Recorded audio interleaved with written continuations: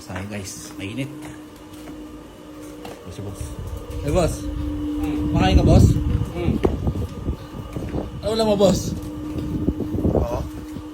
Sardinas. Ayos yan boss ha. Dami natin ulam doon boss ha. Bakit? Bakit pagkain ba ng sardinas?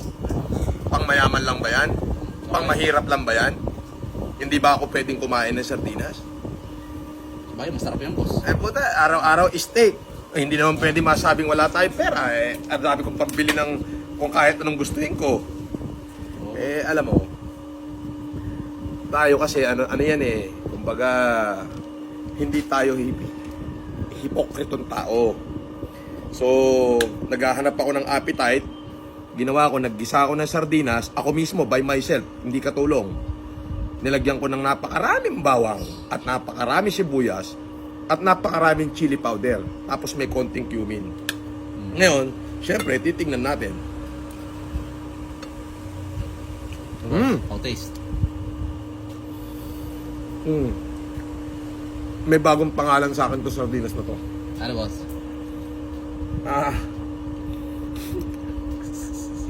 Ano ba yun? Kailan ka boss ulit kumain ng sardinas? 1940s. Tagal na. May bagong pangalan sa akin to sardinas. Ano to? Sad meal.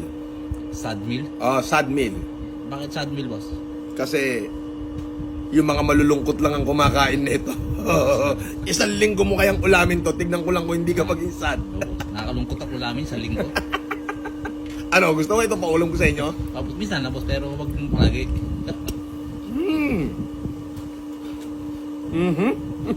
Pwede. Oh, wow. Ayaw magpakain.